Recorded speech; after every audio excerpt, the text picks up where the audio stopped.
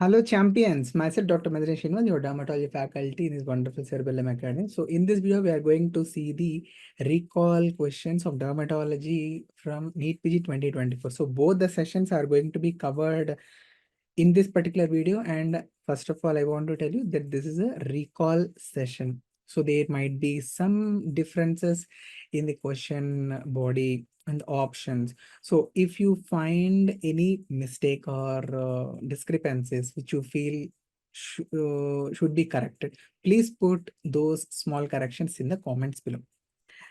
And yeah, this exam is definitely a learning experience for me also. We all doctors are lifelong learners. So I got to learn so many new things from this particular exam. And do remember that these MCQs, these topics are very, very important for the upcoming FMG and also INI CET. So that's the reason why I am going to discuss the questions, almost 15 of them, which were asked in both morning and evening sessions. And also do like this video and subscribe to this channel if it was helpful. Some mistakes might be there. Please do pardon me. And if you feel that some corrections should be made, please put the corrections in the comments below. To give a brief analysis, I can say that most of the previous year topics were asked. I don't say that exactly previous year questions were lifted and asked. Definitely, the questions were very conceptual. It is not that you're going to read some one-liners and you're going to do the exam. No, that's not possible. You have to have the concepts. So read the notes, and after that you can do the previous year questions, and after that you can do the grand test. So this is going to be the proper order. If you do in this order, you are going to do great in the upcoming examinations. That is what I understood from this paper. So thoda casual tha paper, and yeah, two of them were completely new topics or concepts which were asked, and some controversial questions were also included, so which we'll see in this video. So this is the question. A male presents with grouped painful vesicular lesions in the genital area. History of multiple sexual partners is present. Irregular use of condoms history is present. Smear showed MNGC, that is multinucleated giant cells. So what is the diagnosis? What is the diagnosis? This was a question which I received from the students. So if you get to see these kind of grouped vesicular lesions over erythematous base, and that too over the genitals, and they have mentioned you that there is a sexual risk in this particular individual. So you should think of the condition which is herpes genitalis. Herpes genitalis. So answer is going to be option B. Option B. If it were to be herpes zoster, the examiner would have mentioned that the grouped vesicular lesions were present in a segment in the right or on the left side. Okay, but because that was not given, what I feel is better answer is going to be herpes genitalis. This is the next MCQ. A 27-year male came with the complaints of asymptomatic generalized papulosquamous rash over the trunk, moist, flat, gray perianal lesions, and hair loss as given below. So what is the most likely causative organism? So please see all the clues which are given in the question. And if you look at the hair, what you are able to see over the scalp, hair loss is present in a patchy manner. And I hope you do remember the differentials, very important differentials for patchy alopecia. So important one is alopecia areata, tinea capitis, trichotillomania, and secondary syphilis. So these were the four differentials which you should think of. Okay. So among the four, what do you think is the diagnosis here? So please remember when they have given you asymptomatic generalized papulosquamous rash on the trunk and moist flat gray perianal lesions, which are nothing but the condyloma lata. And this patchy hair loss, which you are able to see, it is characteristically described as moth-eaten alopecia, which is classically seen in secondary syphilis. So what is a causative organism? It is Treponema pallidum. Very, very important. We have discussed this in the class also. Moth-eaten alopecia is what you need to identify. in this picture. So I hope it is clear. And this is the next MCQ, straightforward we can say. If you know, you can answer, otherwise you cannot. This is a memory based. So a young male came with GI complaints with malabsorption and diarrhea. Cutaneous examination revealed itchy lesions associated with blistering. On histopathology, cryptitis and flattened villi were noted. So most likely this is a histopath from the gut, okay? And condition improved with gluten-free diet. What is the specific antibody in this condition? So by this time, I hope you all have diagnosed this condition as dermatitis herpetiformis, which is associated with celiac disease. Okay. And please remember the specific antibody associated with dermatitis herpetiformis is tissue transglutaminase number 3. Okay, I hope you all remember in which condition we have a defect in tissue transglutaminase number 1. If you do remember that, please put the answer in the comment section. I will tell you the answer. It is ichthyosis, lamellar ichthyosis. Okay. So this is the next MCQ. A child came with malnutrition and follicular hyperkeratotic skin lesions. There was a deficiency of vitamin A and essential fatty acids. What is the most likely diagnosis? So this is, we can say, not straightforward question because image was not given, but description was given. So you should be very careful about knowing the description of this condition, which is called as phrenoderma or toad skin, where there are going to be hyperkeratotic follicular skin lesions. Very, very important to remember. And where are they going to be present? Over the elbows and over the knees. And there can be associated vitamin A deficiency and also essential fatty acid deficiency.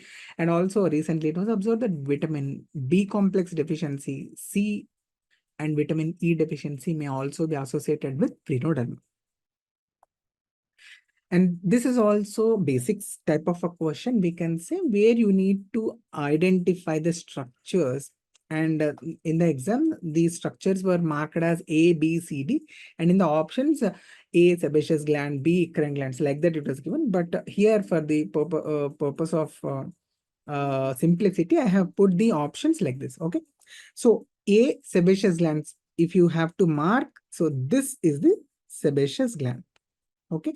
Eccrine gland, I hope you do remember that this is the gland which is going to open directly onto the skin surface without any association with the hair follicle.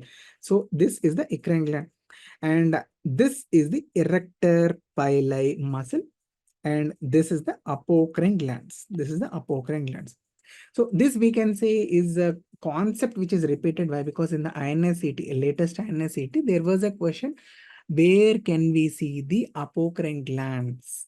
Where can we see apocrine glands? And the answer was axilla. So somewhat, the previous year topics are going to be asked, maybe in a different avatar. Okay, but still remember that the questions are going to be from the previous year topics, not exactly the questions, but still topics are very important.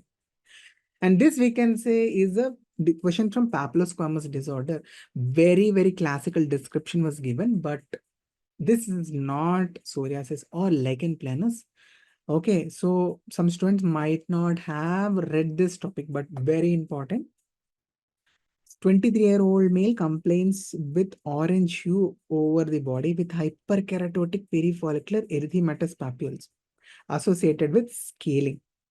And they started over the face, slowly progressed to involve the entire body. Islands of sparing noted over the body. Palmoplantar keratoderma noted. Histology showed orthokeratosis and parakeratosis.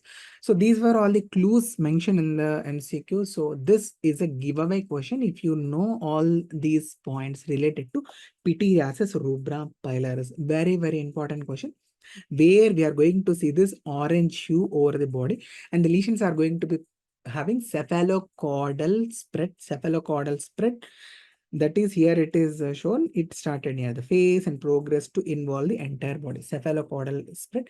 And you can see there are islands of sparing, that is, islands of normal skin are seen in the entire skin, you are able to see that there is erythema, but here and there you are able to see that the skin is not erythematous. Okay, and palmoplantar keratoderma is thickening of the skin over the palms and the soles. And this is very classical histopath picture, orthokeratosis and parakeratosis, which is called as checkerboard pattern. Okay, so these are all the important clues.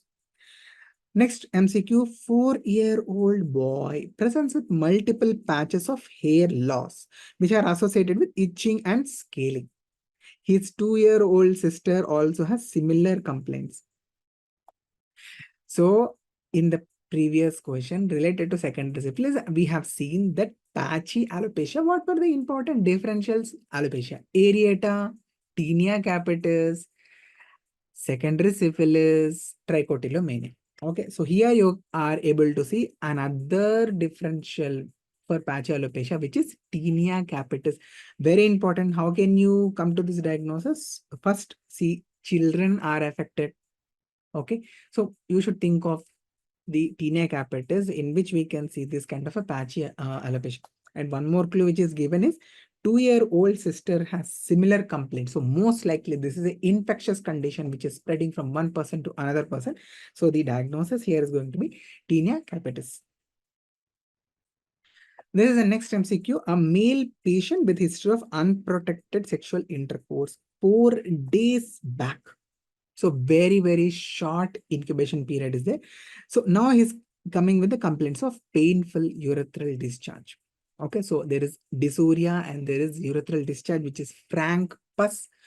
So what is the diagnosis? You should think of gonococcal urethritis. And what is the treatment for gonococcal urethritis? It is going to be cefixime 400 milligrams stat.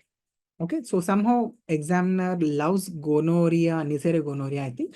So there was another question also related to this intracellular gram-negative cocci. Where are they seen? So that was another question, I think. So somehow examiner likes gonorrhea. That's why there were 2 questions related to this topic.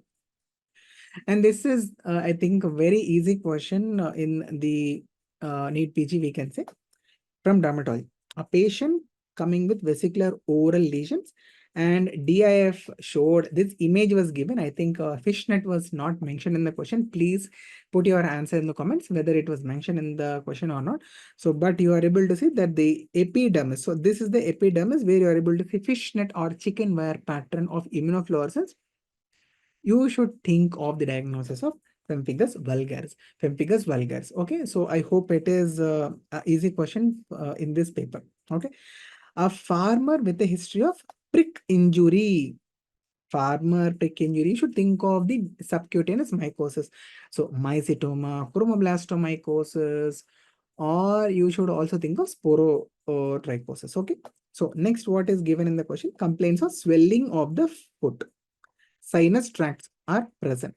Pus discharge is present. Granules are present. So you are able to see that there are GST. Granules, sinus tracts, and tumefaction, that is swelling. Okay, so probably we are discussing about Madura foot or mycetoma, in which we can see this triad of GST. And next, what is given? Gram-positive filamentous structures were noted on microscopy.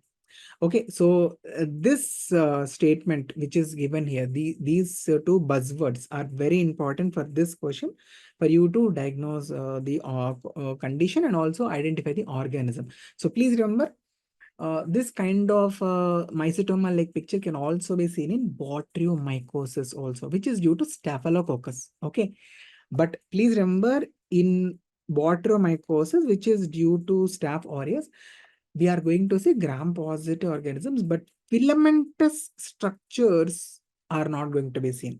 Okay, because filamentous was mentioned, so the diagnosis here is going to be the mycetoma. And that too, I hope you all know that mycetoma is again of 2 types, eumycetoma and actinomycetoma. Eumycetoma, it is due to the fungi, where we are going to see dark granules. So eumycetoma, dark granules will be seen, whereas in actinomycetoma, we are going to see pale or white granules. So probably the examiner is asking you about the actinomycetoma. And remember, Nocardia brasiliensis is one of the causative agents for actinomycetone. So option C is the correct answer for this question. And this we can say is very controversial. Many students gave me different types of recalls. So what I got from most students was an adolescent male came with complaints of lesions all over the face and back, which were predominantly comedones. Okay, I don't know whether comedones term was mentioned in the question or given in the image. Okay, you should please comment in the comment section. Okay, so it was asked what is the most effective treatment for this condition. So here we can try to rule out the options and come to a diagnosis. Okay, so because the lesions are present over face and back, okay, topical treatment might not be feasible. And because nodular cystic acne is not mentioned in the question, so systemic isotretinoin might not be a correct choice for the treatment in this condition. And if you see option A and D, routinely in clinical practice, we do use systemic doxycycline more than systemic azithromycin, which is going to act not only on the comedones, but it is also going to act on papular, erythematous papular lesions, okay, and also pustular lesions. So, and also because this is extensive condition, so ideally systemic treatment is what is going to be preferred. So it is option A, which I feel is the correct answer for this question. There is every possibility that there may be different question or different image. So please put your views in the comment section below. Okay. And this was next MCQ. While preparing slide for histopathological examination, box-like gross appearance is seen in the scanner view. Okay. This was what students told me that the question was given. So this is the box-like appearance. And here you are able to see the histopath picture from the scanner view. So what is the condition in which we can see this picture? So this is taken from the IJDVL article, appearances in dermatopathology in dermatology. Okay. So please remember in morphia, which is limited scleroderma, we are going to see this box shaped or squared off appearance. Okay. So basically, this is due to the marked sclerosis of the collagen throughout the reticular dermis, and it can even extend to the subcutaneous fat. So you can remember for future examinations, there may be a possibility of lichen sclerosis morphia overlap and sclerodema also to show this box-like or squared off appearance. Okay, very, very important. It was not asked previously. We can say this is a bouncer, googly, unnecessary question. But what we can do? Okay, so at least you might have attempted to rule out the other options and came to a diagnosis.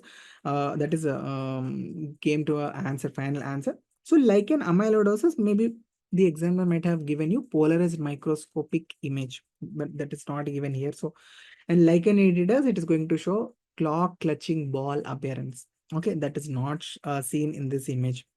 And like in plano pilaris, ideally there should have been some pili, that is hair follicles, which are not shown in this picture. So I hope you might have ruled out the options and came with the diagnosis of morphia. Even if this is a mistake, a wrong in the actual exam, do not worry. That is fine. Okay. So this is the next MCQ. A patient presented with nodular lesions over the body, which are associated with slight anesthesia over the arm in the ulnar nerve distribution. Okay. Histopathology is as shown below.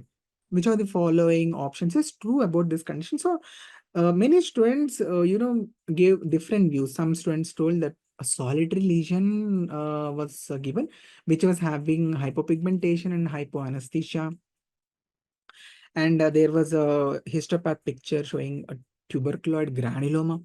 Okay, but most of the students told me this recall, okay, that there were nodular lesions and there was a slight anesthesia over the ulnar nerve distribution. So if this is the picture which is given, so you should think of the diagnosis of leprosy. First thing, okay, is leprosy. So nodular lesions, in which type of leprosy are we going to see? We are going to see it in lepromatous leprosy. Lepromatous leprosy. Okay, lepromatous leprosy. And slight anesthesia probably could be glove and stocking type of anesthesia. Okay, the glove and stocking type of anesthesia. And some students told me that the Grenz zone was clearly visible on histopathology. I'm not sure whether it is true that Grenz zone was seen or not. But if Grenz zone is seen, nodular lesions are there, glove and stocking anesthesia is there. Think of lepromatous leprosy. Okay. And so in lepromatous leprosy, you need to identify what is a true statement about this. So first we can rule out this statement. So A and C are possibilities. D is not a possibility because remember erythema nodosum leprosum can also be seen in the lepromatous leprosy pole. But if ENL has to be the diagnosis, then the examiner should have mentioned some constitutional symptoms, fever, arthralgia, myalgia, new nodular lesions which are tender. So that was not given in the question. So I assume that it is not option D. Okay, so now we are left out with option A and C. So please remember in lepromatous leprosy, the cell-mediated immunity is very, very poor. So the lepromin test, which is going to identify the cell-mediated immunity, is going to be negative. So answer is going to be option number C. Okay, I hope it is clear. If you have different views, recall, please put your views in the comments below. I will see all the comments. So this is the next MCQ. A 57-year-old completed his treatment of leprosy. Okay.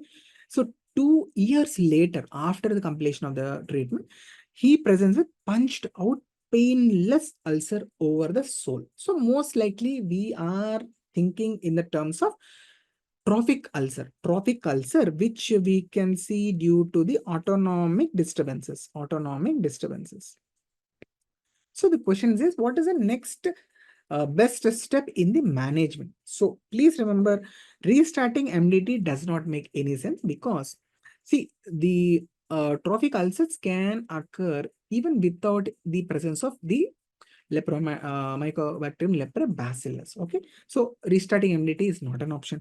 Amputation is not needed. That much, aggressive treatment is not required. And also, aggressive debridement with IV antibiotics is not an option because this is not due to the infection. Okay, trophic ulcer in leprosy is due to the what we can say weight bearing areas. So the uneven pressure when it is seen over certain sites, they are going to be, the skin is going to be damaged and we are going to see the trophic ulcers. So the option A is the correct answer. Ask him to bear less weight on that leg and use plaster cast. So some students told that this was there in the options. Some did not recall it. So please put whether in the comments, please put whether this plaster cast was mentioned or not. And also I will just show you some literature about this from Joplins, which is a standard textbook for leprosy. So you can see plantar ulcers in the leprosy. We can have acute ulcers where there is going to be pain, okay, or chronic ulcers, which are long standing. Chronic complicated ulcers can also be seen. Okay, so here in the picture which is mentioned in this particular MCQ, we are discussing about the chronic plantar ulcer. So giving rest, avoiding weight, and putting cast, that is what is going to be the treatment in these patients. Okay, and this is the next question, which is a integration between microbiology and dermatology. And I can see that many students told these were the options. Okay, so what is this question? First of all, hair shaft with arthroponidia is seen in the image below. You are able to see that there are, arthroponidia inside the hair shaft. Okay, so this is basically endothrix. So now probably you might have thought, Areva, this is trichophyton. So you all know trichophyton tonsils and violation. They are going to cause endothrix variety of tinea capitis. So you might have thought to mark the trichosporon, which is option A. But please remember, trichosporon legally is associated with white piedra. Okay, but it is not going to produce this arthroponidia inside the hair shaft. Okay, so most likely this is not correct. Epidermophyton, I hope you all know that it is not going to infect the hairs. Okay, so what we are left out with, Candida and Microsporum. Candida, it is not going to cause a hair shaft infection. So we are left out with microsporum, which is option B.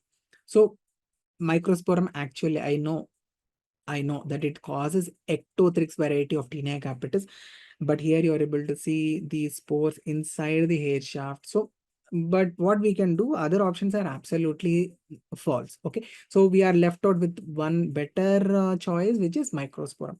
But if this was instead of trichosporon, trichophyton, then option A would have been the correct answer without any controversy.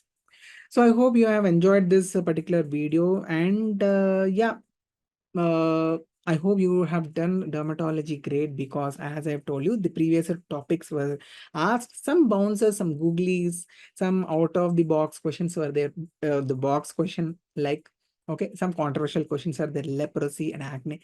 So whatever it is, so exam is done. You all are now going to chill, relax. Okay, that is what I want to say, with Netflix or Prime Video or whatever which you want to chill out with, or you can go to places with your parents or friends. Okay, just enjoy for a few days and okay, hope for the best results.